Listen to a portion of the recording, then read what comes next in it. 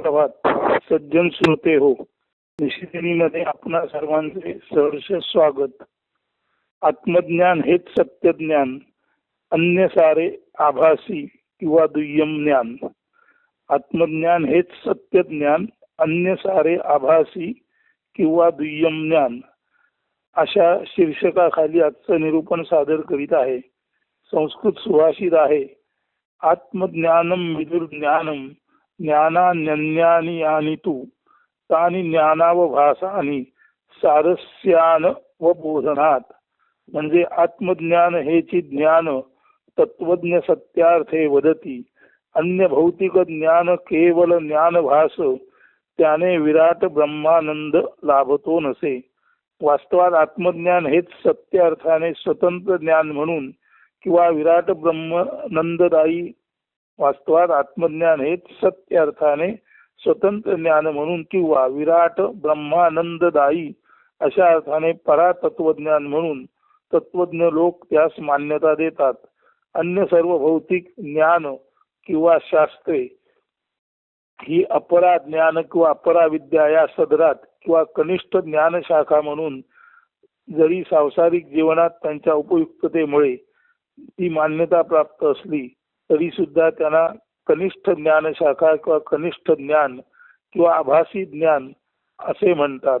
आभासी ज्ञान हे अवलंबन किंवा एकमेकावर अवलंबून असणारे, म्हणजे आभासी ज्ञान हे अवलंबन किंवा परस्परावलंबन असते.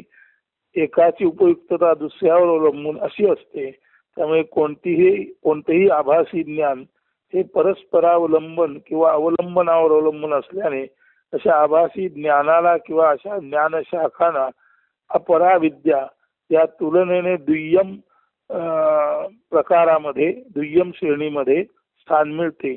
आत्मज्ञान हेच केवळ स्वतःतून मिळवणारे असे स्वतंत्र आणि स्ववर आधारित, ज्याला आपण म्हणतो स्वात्माधारित, स्वतःतून आपण आपल्यातून प्राप्त करून घेऊ शकतो असे आत्मज्ञान स्वतंत्र असल्यामुळे त्यालाच खऱ्या अर्थाने सत्य अर्थाने स्वतंत्र ज्ञान म्हणून परातत्वज्ञान म्हणून मान्यता मिळालेली आहे.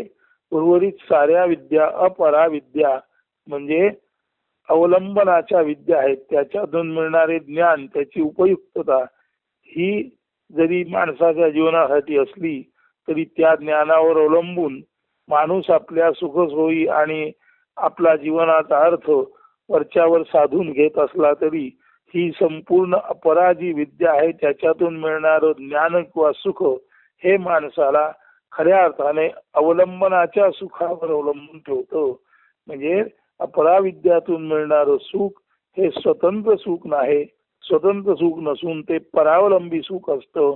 म्हणून आत्मज्ञान सोडून उर्वरित सर्व ज्ञान किंवा सर्व ज्ञानशाखा आणि त्यातून मिळणारे जीवनाला ज्या ज्या काही उपयुक्त गोष्टी आहेत त्या उपयुक्त असल्या तरी त्यामुळे माणसाचे अवलंबन वाढते, माणसाची परवशता वाढते. म्हणून अशा ज्ञानाला अपराविद्या या दुय्यम श्रेणीत गणलं जातं. आणि केवळ आत्मविद्या हेच स्वतंत्र ज्ञान आणि पूर्ण आनंद देणारं अशा अर्थाने सर्वोच्च ज्ञान त्याला म्हटलं जातं. म्हणजे असे की जसे ज्योतिषशास्त्र, अभियांत्रिकी शास्त्र किंवा ज्ञान ही शास्त्रे मूलभूत नसून ग्रहतारे जे प्रथम पासून अस्तित्वात आहेतच त्यांच्या गतिविधी समजून घेण्याच्या मानवी मेंदूच्या आकलन शक्तीवर त्याचे यश अवलंबून आहे. तीच गोष्ट अभियांत्रिकी किंवा शस्त्रास्त्र ज्ञानाची, ज्यांच्या उपयुक्त वा अनुपयुक्ततेचा संबंध मानवाच्या चलित मनाच्या स्थितीगतीवर अवलंबून आहे. मात्र आत्मज्ञान सत्यार्थाने मानवाच्या मोहग्रस्त मायावी मनाचेच आमूलाग्र परिवर्तन करीत असल्याने उपलब्ध भौतिक साधन सामुग्री ज्यामध्ये सत्ता, मत्ता व सर्व तऱ्हेचे अन्य वैभव आहे त्याचा कोणताही सुपरिणाम किंवा विपरीत परिणाम आत्मज्ञानामुळे क्रांतिकारी परिवर्तन घडलेल्या मनावर तथा अशा मनसंबंधित माणसावर होऊ शकत नाही. असा माणूस हर्षामर्ष सुखदुःखातीत पार पलीकडे असलेल्या विश्वंभर चेतनेचा म्हणजे सर्वेश्वर रूपी ब्रह्माचा अखंड अनन्य एकमेवाद्वितीय आनंद सोहम भावे म्हणजे तो मीच किंवा मी तोच या अनन्यत्वाने घेत असल्याने अन्य भौतिक विषय वा त्यांचे ज्ञान अज्ञान यापासून तो सर्वथा अलिप्तच नव्हे, तर सर्वापार सर्वातीत केवळ आणि केवळ सच्चिदानंद स्वरूपी शिवोहम ब्रह्मोहम या अखंड आत्मानंद मग्नतेत किंवा ब्रह्म साधनानंदात रत असतो. त्याच्यासाठी भौतिक ज्ञान विषय हे खरे तर आभासी क्षणिक सुखदायी परंतु चिरंतन दुःखदायी आणि मोक्ष मार्गातील अडथळीत असतात. आत्मज्ञान कोणीही अगदी कोणीही सामान्यातला अतिसामान्य माणूसही स्वतःशी परमशांत अमन भावे स्थिर ध्रुव राहण्याच्या थोड्या थोड्या सरावाने आणि नंतर क्रमशः याच दीर्घकाल साधनेने आपण आपल्यातूनच प्राप्त करून घेऊ शकतो. असे हे ज्ञान बैसोनी एकांती करी सोहम ध्यान तेणे तुझे मन स्थिरावेल सोहम सोहम ऐसा शब्दाविन जप होता आप्याप चित्त शुद्धी या प्रकारे मिळतेच मिळते असा विश्वास परमहंस स्वामी स्वरूपानंदांसारखे महान संत तत्वज्ञ आपणाला देतात. त्याचा हाच अर्थ आहे की असे आत्मज्ञान अपरोक्ष म्हणजे आपले आपणाला आपल्यातूनच मिळणारे प्रकटणारे स्फुरणारे या अर्थाने सर्वथैव स्वाधीन म्हणजे जो जो निश्चय करी तो करतली आमलकवत त्यासी सहज प्राप्त करी. जो जो निश्चयपूर्वक शांतीने स्वतःशी शांत निवांत बसू शकतो तो आपल्या तळहातावर ठेवलेल्या आवळ्यासारखं हे आत्मज्ञान स्वतःतून प्राप्त करून घेऊ शकतो. करतल आमलकवत म्हणजे तळहातावर ठेवलेल्या आवळ्यासारखं आत्मज्ञान कोणीही सामान्यातला सामान्य माणूसही आपल्यातून मिळवू शकतो. जो केवळ आणि केवळ आपल्या प्राणावर जे निरपेक्ष चालू आहेत त्या निरपेक्ष प्राणावर निरपेक्ष मनाने लक्ष केंद्रित करून केवळ आणि केवळ मनाचे अमन झाल्यानंतर त्या मनाचेच खऱ्या अर्थाने आत्मरूपामध्ये प्रकटीकरण होते. मन अमन होते. मन अमन होत नाही इतकंच नाही तर ते उन्मन होतं आणि मनाचे वैश्विक मनात रूपांतर झाले की माणूस हाच विश्व बनतो आणि माणूस हा विश्व बनण्याचा आनंद एकदा का माणसाला स्वतःतून स्वतःच मिळवलेला असा गावला की हे अपरोक्ष ज्ञान प्रत्येक माणसाजवळ आहेच आहे अशी त्याला खात्री पडते आणि असा हा अन्यथा सामान्य असलेला माणूस नंतर साधू संत म्हणून समाजात अति उच्च पदाला मान सन्मानाला नव्हे गुरुपदाला जाऊन पोचतो. कारण हे सर्व ज्ञान आपण आपल्यातून मिळवू शकतो त्याची ओळखच ॲव्हरेज माणसाला नसते. सर्वसाधारण जो माणूस आहे कॉमन मॅन आहे तो सर्व तऱ्हेची सुख दुःखे वेगवेगळ्या भौतिक साधन सामुग्रीची जमवाजमव करून सत्ता मत्ता पैका वैभव हे सर्व एकवटून त्याच्याद्वारे तो सुख मिळवायचा प्रयत्न करत असतो.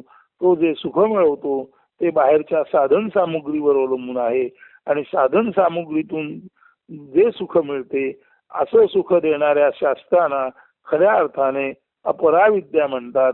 म्हणजे ही शास्त्र जी आहेत ती बाहेरच्या संसाधनाच्या एकत्रीकरणाबद्दल बोलत असतात. त्या संसाधनांच्या ते कसे चलित करावे त्यांना कसं वळण द्यावं याबद्दल बोलत असतात. म्हणून भौतिक संसाधन आणि त्याच्या गतिविधीवर अवलंबून असलेली शास्त्रे ही मानव बाह्य असल्या कारणाने मानव सुद्धा या मानव बाह्य शास्त्रांवर अवलंबून राहून आपल्या सुखदुःखाची चिंता करत बसतो किंवा तो कळत न कळत परवश होतो म्हणजे बाहेरच्या गोष्टीवर अवलंबून राहतो. मात्र आपणच आपल्याशी शांत निवांत बसून तळहातावरच्या आवळ्यासारखं आत्मसुख मिळू शकतं. हे केवळ आणि केवळ बैसोनी एकांती घरी सोहम ध्यान तेणे तुझे मन स्थिरावेल सोहम सोहम ऐसा शब्दाविन जप होता आप्याप चित्त शुद्धी या प्रकारे स्वामी स्वरूपानंदांसारखे संत म्हणतच आपणाला ही गोष्ट सांगू शकतात. आपणच आपल्यामध्ये स्वरसपूर्ण आहोत. आपणच आपल्यामध्ये आनंद निधान आहोत. आपणच आपल्यामध्ये इतके काही आनंद निधान आहोत की मी आणि विश्व हे एकच आहे याची अनुभूती आपणच आपल्यातून घेऊ शकतो. असं जेव्हा ज्ञान होतं तेव्हा सर्वार्थाने हे ज्ञान स्वाधीन आहे. आपणच आपणाला आपल्यातून मिळवू शकणार असं हे ज्ञान आहे आणि स्वाधीन ज्ञान ज्याला मिळालं जो स्वतः ज्ञानी आहे त्याला सुखदुःखाच्या पलीकडे जाणं विशेष काही नसतं.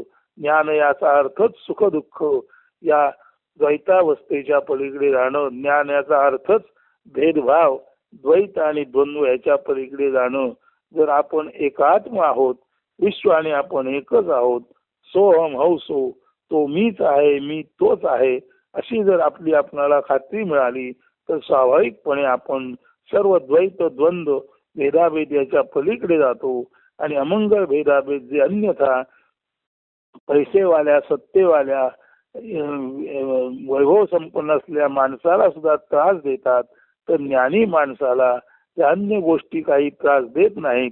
कारण ज्ञानी माणूस हा अनन्य असतो आणि असा अनन्य माणूसच ज्ञानेश्वर माऊलींसारखा म्हणतो, हे विश्वची माझे घर ऐसी मती ज्याची स्थिर, किंबोना चराचर आपणची झाला. हे विश्व माझे घर आहे अशी बुद्धी ज्याची स्थिर असते, तो खऱ्या अर्थाने चर आणि अचर म्हणजे सगुण साकार आणि निर्गुण निराकार मिळून अखिल ब्रह्म तोच असतो. अशी अखिल ब्रह्मानंदानुभूती स्वतःच स्वतःतून मिळवून देणारं शास्त्र यालाच खऱ्या अर्थाने पराविद्या किंवा आत्मज्ञानाचं शास्त्र म्हणतात. तेव्हा आत्मज्ञानाचं शास्त्र हीच ती पराविद्या आहे आणि अन्यथा सर्व भौतिक शास्त्र हे अपराविद्येत मोडतात. अपराविद्या ह्या बाह्य गोष्टीवर अवलंबून असते आणि पराविद्या ही स्वतःच स्वतःतून मिळणारा आत्मानंद, वैश्विक आपल्या वैश्विकतेचा आनंद चाखण्याचा पराविद्या हा फार निकटचा मार्ग असतो. कारण हा आनंद प्रत्येक माणसाच्या मनहृदयामध्ये पहिल्यापासून उपलब्धच आहे. तो प्राणशक्ती रूपाने स्पंदत असतो. त्या निरपेक्ष प्राणशक्तीकडे जर आपण निरपेक्ष मनाने, शांत निवांत मनाने पाहिलं तर निरपेक्ष प्राणशक्तीकडे शांत मनाने अमनभावात पाहता पाहता मन सुद्धा अमन होतं, शांत होतं आणि असं मन शांत निवांत प्रसन्न झालं की स्वाभाविकपणे मन करारे प्रसन्न सर्व सिद्धीचे कारण ही तुकोबांची उक्ती सर्वार्थाने सिद्धीच जाते. आणि हीच गोष्ट मज अंतरीचा जाणून या भाव पूर्ण करी देव मनोरथ. आता मज जगी काय होणे राही आवडीने भोगी शांती सुख, या पद्धतीने स्वामी स्वरूपानंदाने मांडलेली आहे. तर स्वामी स्वरूपानंद असोत, संत तुकोबा असोत किंवा ज्ञानेश्वर माऊली असोत, जे स्वतःच स्वतःशी शांत निवांत झाले, त्यांना त्यांच्याच हातावर ठेवलेल्या आवळ्यासारखं हे ब्रह्मज्ञान, हे आत्मानंद प्राप्तीचं ज्ञान झालं. म्हणून जो जो निश्चय करी तो करतली आमलकवत त्यासी सहज प्राप्त करी. म्हणून ज्या ज्या माणसाने निश्चय केला त्याला आपल्या तळ हातावर ठेवलेल्या आवळ्यासारखं हे अध्यात्मशास्त्र, हे तत्वज्ञान शास्त्र, ही पराविद्या किंवा ही आत्मविद्या निश्चित प्राप्त होतेच होते. अशा अर्थी एकदा काही आत्मविद्या प्राप्त झाली की अशा माणसाला आत्मज्ञान झाले. म्हणून त्याच्यामध्ये आत्मीयता म्हणजे सर्व अस्तित्वाबद्दलचं प्रेम निर्माण होतं आणि सर्वाभूती भगवंत, सर्वाभूती आत्मा म्हणून जेव्हा अशा माणसाच्या हृदयात प्रेम निर्माण होतं तेव्हाच तो माणूस आत्मज्ञानी होतो आणि त्याला सर्वांबद्दलच सम आदर आणि प्रेम वाटतो. सर्वांबद्दल सम आदर प्रेम ज्याला वाटला त्याचा जगात शत्रू असूच शकत नाही. आणि असा हा निर्वैर भूमितलम म्हणजे त्याच्याशी वैर धरील असा शत्रूच या पृथ्वीवर नाही.